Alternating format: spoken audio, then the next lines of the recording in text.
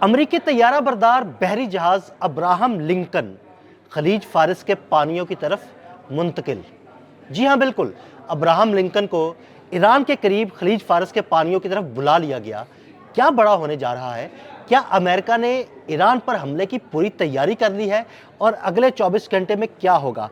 आमिर रजा की गहरी नज़र है, उनसे बात करते हैं। आमिर भाई, अब्राहम लिंकन अमेरिका का सबसे बड़ा तैयारा बरदार बहरी जहाज़ है, उसे बुला लिया गया है, खलीज फारिस के पानियों में वो पड़ाव करेगा।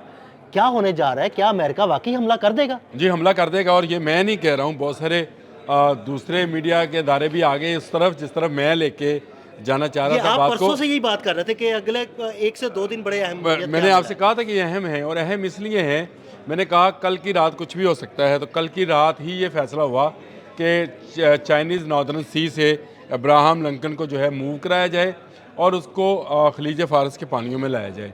इसको लाने की ज़रूरत क्यों पेश आई? क्योंकि इससे पहले इनका जो 5वां बहरी बेड़ा है वो मौजूद है वहाँ पे। लेकिन इनको ज़रूरत क्यों महसूस हुई, ये अहम बात है। लेकिन सबसे पहले मैं आपको अब्राहम लिंकन के बारे में बता दूं कि ये दुनिया का सबसे बड़ा एटमी तवानाई से चलने वाला बहरी बेड़ा है। बड़ी अहम और ये बगैर रुके, आपको पता है कितना चल सकता है? मुझे अंदाज़ा नहीं है, करें, मुझे अंदाज़ा करें नहीं, कितना चल सकता है। मुझे अंदाज़ा नहीं है, हमारे नाज़रीन को ज़रूर बताइएगा। ये 20 साल चल सकता है बगैर रुके हुए, यानी इसके तमाम इंजन स्टार्ट हैं। इसके अंदर अपने खुद के 2 न्यूक्लियर पावर प्लांट हैं, यानी एक प्लांट अगर बंद भी हो जाए तो दूसरा उसको चलाए रखेगा। और ये पावर प्लांट जो हैं इस बड़े जहाज़ को चलाने के लिए 20 साल की तवानाई फराहम करते हैं। तो दुनिया में किसी, हाँ जी बिल्कुल, वाकई बड़ी बात है। जब मेरे मालूमात में आई तो मैंने भी कहा था ये बड़ी बात है कि 20 साल तक आप समंदर के पानियों में रहकर किसी दुश्मन के लिए जो है ख़तरा बन सकते हैं। इसका जो डेक है जहाँ से जहाज़ फ्लाई करते हैं, अगर मैं आपको उसके बारे में बताऊँ तो फिर आप कहेंगे नहीं नहीं, बिल्कुल, ये हमारे नाज़रीन जानना चाहते हैं कि इतना बड़ा बहरी बेड़ा है, आखिर उसमें है क्या? इसमें 4.5 एकड़ का सिर्फ वो डेक है जिससे जहाज़ फ्लाई करते हैं। अब आप अंदाज़ा करें कि ये कितना है। इसका मजमूई वज़न 1 लाख टन है। यानी 1 टन में 1000 किलोग्राम होते हैं। आप अंदाज़ा लगा लें कि 1 टन में अगर 1000 किलोग्राम है तो 1000 टन कितना वजन होगा? कैलकुलेटर मारे, कैलकुलेटर। और इस पर बेशक वक्त जो है 19 फाइटर प्लेन जो हैं वो डेक पर जा सकते हैं। 19 फाइटर प्लेन्स के साथ हेलीकॉप्टर अलग से हैं, और उसके साथ जो जिसको कहते हैं कि आर्मी के माल बरदार जहाज़, वो भी 2 की तादाद में। बड़े जहाज़ भी इस पे लैंड कर सकते हैं? जी, लैंड कर सकते हैं, और लैंड कर किए हुए हैं उसके पास।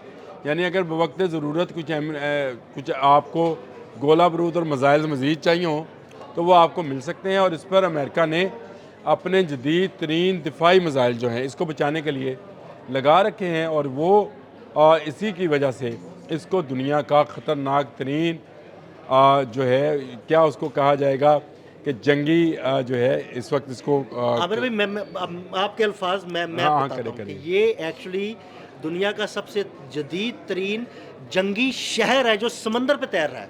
आपने मेरी बात को सही कर दिया।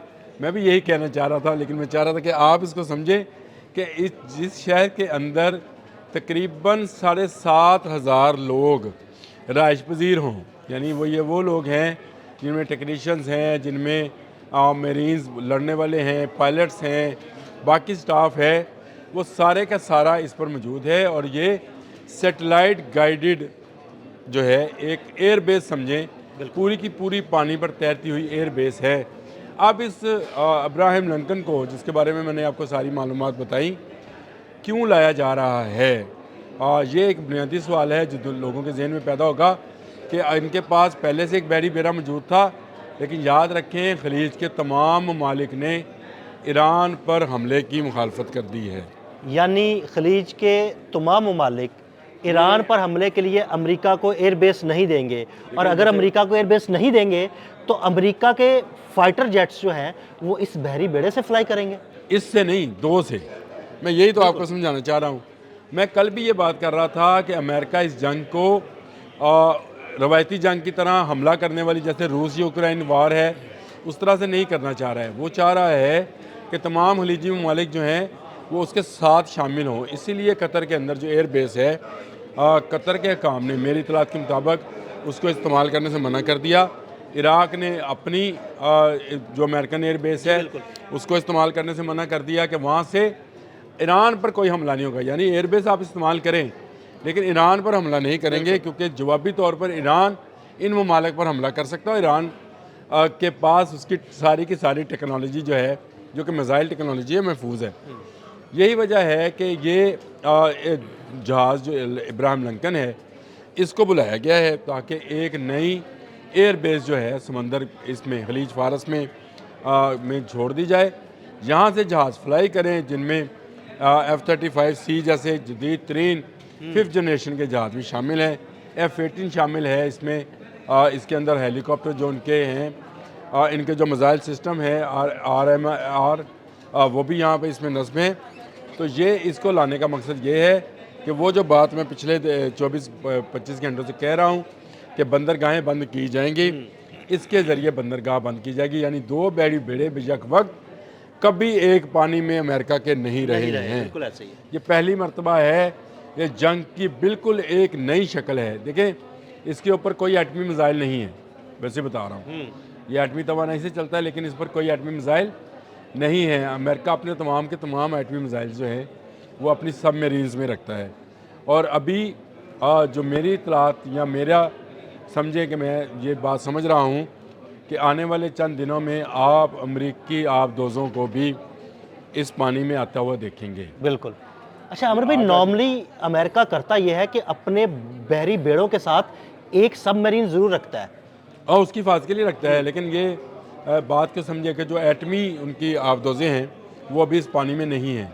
ना वो चाइना के पानी में गई, ना यहाँ पर गई। तो इसका मतलब है इब्राहिम लिंकन को चाइना के पानी से नॉर्दर्न सी, चाइनीज़ सी से निकाला गया है। तो वहाँ तो अमन है, जिसकी मैं पहले बात कर चुका हुआ हूँ कि शायद अगली जंग उस पानी पे लड़ी जाएगी। लेकिन ये जंग वहाँ से पलटकर अब खलीज फ़ारस और ये खलीज अमान और जो हमारे खलीजी ममालिक हैं उनके दहानों तक आ गई है। ख़तरनाक सूरत हाल है वाकई। जो मीडिया कह रहा है, जिस तरह की रॉयटर्स की स्टोरी भी है, ये बरतानवी मीडिया बड़ा इस पे वावेला कर रहा है कि अगले 24 घंटे में हमला कर देगा अमेरिका। हमने कहा था कल की रात है। मैं कह रहा हूँ कि 24 घंटे के जो टाइम दिया गया है, शायद इब्राहिम लिंकन के पहुँचने का इंतज़ार किया जा रहा है ताकि ये पहुँच जाए तो उसके बाद एक ऐसा हमला किया जाए जिससे जो तमाम बंदरगाहें हैं उसकी ईरान की वो तमाम बंदरगाहें जो ईरान की हैं उनको ब्लॉक किया जा सके, वहाँ से तजारत रोकी जा सके। और अगर वहाँ तजारत रुकी तो वो अनारकी जिसकी शक्ल हम 13-14 दिनों में देख चुके हैं, उसको मज़ीद हवा दी जा सके। अब तो वहाँ स्टार लिंक भी खुल गया है। जी बिल्कुल आमिर भाई, इस पे अलग से हम आमिर भाई के साथ स्टारलिंक के बारे में ज़रूर बात करेंगे कि उसे कैसे ब्लॉक किया गया। लेकिन मौजूदा जो सूरत हाल है और अब्राहम लिंकन को क्यों खलीज फारस के पानियों में मुंतकिल किया जा रहा है, इस सारे मामले पर आमिर रज़ा ने बड़ी तफसील के साथ रोशनी डाली। अदील अहमद और आमिर रज़ा को इजाज़त दीजिएगा। अल्लाह हाफ़िज़।